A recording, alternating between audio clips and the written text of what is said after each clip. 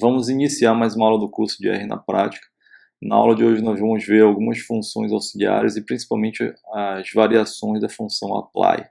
Vocês já vão entender o que isso significa e o poder que ela tem para trabalhar com matrizes e data frames, né, no R.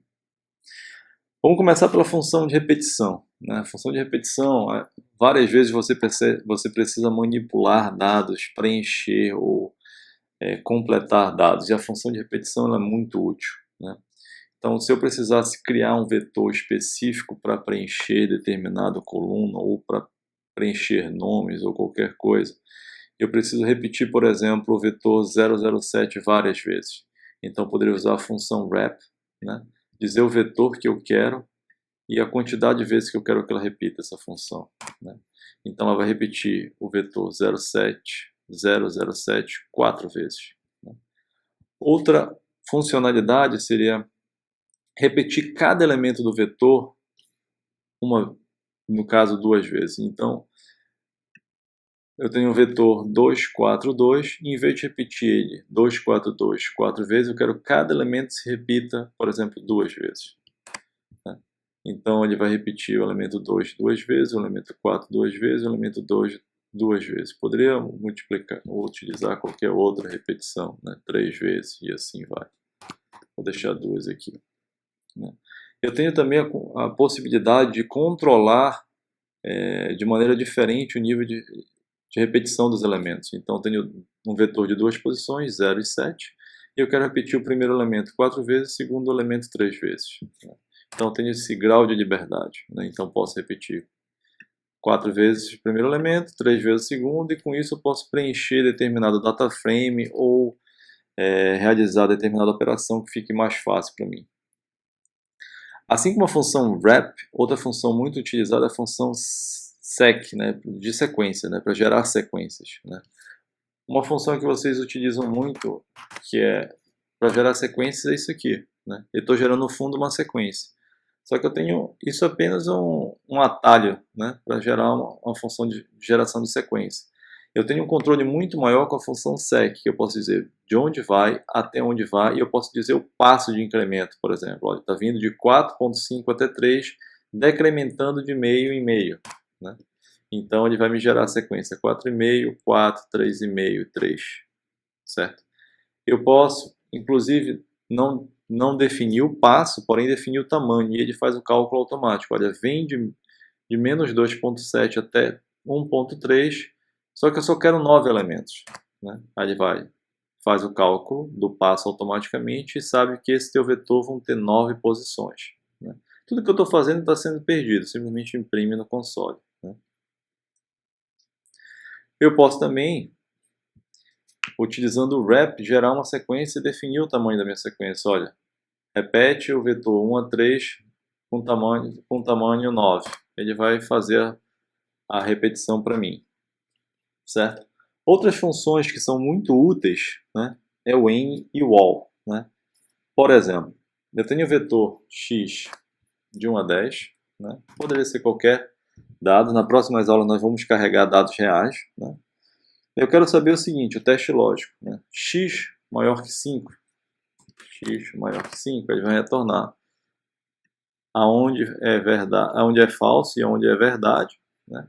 E a função n vai olhar para um vetor lógico e vai dizer o seguinte: se tiver dentro desse vetor lógico pelo menos um elemento true, eu retorno true. Como tem vários elementos, ele vai retornar true. Eu vou pegar esse mesmo x e vou comparar se tem algum elemento maior que 88. Não tem nenhum maior que 88, porque vai de 1 a 10, né? Então, x maior que 88, é tudo falso. Então, meu n vai dar falso, né? O meu all, a função all, significa o quê? Todos os elementos têm que ser true para retornar true, tá? Então, se eu fizer aquele teste, vou mudar aqui para o 5, né? X maior que 5, all, falso, porque nem todos os elementos são maiores que 5. Todos os elementos são maiores que zero? Sim, isso é verdade. Todos os elementos são maiores que zero. Enquanto nós estamos fazendo testes lógicos com elementos muito pequenos, que são fáceis de visualizar com print, por exemplo, x, eu consigo visualizar todos com print, é muito fácil. né? Porém, quando eu não conseguir visualizar todos na minha tela de uma vez, quando eu carregar um dataset com 60 mil linhas, com 30 colunas, como a gente vai fazer nas próximas aulas, essas funções vão me ajudar a identificar onde estão os problemas nos meus dados, aonde estão as informações que eu quero nos meus dados, né? Então, por isso que é importante a gente analisar essas informações. Eu tenho aqui, vou criar uma matriz, né? Chama matriz M, que ela é uma matriz 10 por 10, porém agora eu utilizei a função sample, né? Então, o que a função sample faz? Olha, dentro desse intervalo de 1 a 10, sorteia 100 números com replace, ou seja, sorteia e joga de novo lá dentro para ser sorteado várias vezes. Então, eu me sorteou aqui vários elementos de 1 a 10. Vamos supor que fossem notas, por exemplo. Sei lá, de 10 alunos em 10 disciplinas diferentes. Vamos supor que eu quiser saber a média das linhas. Eu tenho no R a função rowMeans, né? Que pega e simplesmente me retorna a média das linhas. Então, essas linhas aqui, a média, a linha 1 ficou com a média 4.6, linha 2 5.4 e assim sucessivamente. E eu tenho a função comeans, que é a média das colunas, certo? Porém, se eu quisesse uma função que não está implementada, né? Se eu quisesse, por exemplo, percorrer por linha ou por coluna e calcular, por exemplo, somar os elementos, né? Em vez de calcular a média, ou qualquer outra operação que não tivesse implementada. Para isso, eu posso utilizar o apply, né? Eu poderia fazer isso com o nosso for, poderia, mas o apply é bem mais prático. O apply ele pega e determina o meu array ou matriz, a margem, né? No caso 1 vai indicar linha e 2 a coluna, e a função que eu vou trabalhar, certo? Então, o que eu estou fazendo aqui? 1 indica linha, 2 coluna, então estou dizendo aqui, olha, no meu M, na minha matriz M, por coluna, executa a função soma. Aí ele vai executar a função soma. Por linha, executa a minha função soma. E ele vai executar a minha função soma, certo?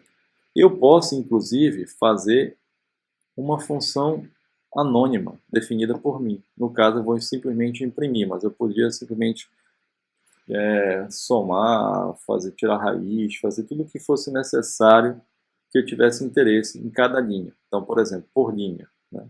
Eu vou pegar simplesmente e imprimir. Com o modo clássico, ele pega e imprime, linha a linha, né? Ou seja, simplesmente estou imprimindo a matriz de volta. Eu imprimo a linha 1, imprimo a linha 2, imprimo a linha 3 e assim vai. Como eu estou trabalhando com a matriz, ele simplesmente imprime no final a matriz, tá? Mas eu imprimi aqui linha a linha o meu x, então ele pega minha matriz M por linha, e linha a linha ele joga na minha função x, e eu posso fazer o que eu quiser aqui, no caso, estou simplesmente imprimindo. A partir da versão 4.1 eu tenho essa sintaxe, também é permitido para mim, uma maneira mais simples de colocar, mas fica a critério, o resultado é igual. Tá? Além da função apply, né, que vocês entenderam que simplesmente percorre por linha ou por coluna, e eu posso customizar, eu tenho a função lapply, né, que vem de lista. Então, se eu tenho uma lista qualquer, com elementos A e elementos B, eu posso simplesmente pegar e usar a função lapply. Ele percorre a minha lista e calcula a média. Então, ele vai percorrer a minha lista no A e vai calcular a média de A, e percorre a lista no A e calcula a média de B. Desculpa. Ele percorre a lista no A e calcula a média de A, e depois passa para o B e calcula a média de B. Como isso é um lapply, ele recebe uma lista e retorna uma lista. Existe uma versão simplificada, que é o sapply. Eu recebo uma lista e eu retorno uma versão simplificada, no caso, um vetor desses elementos, né?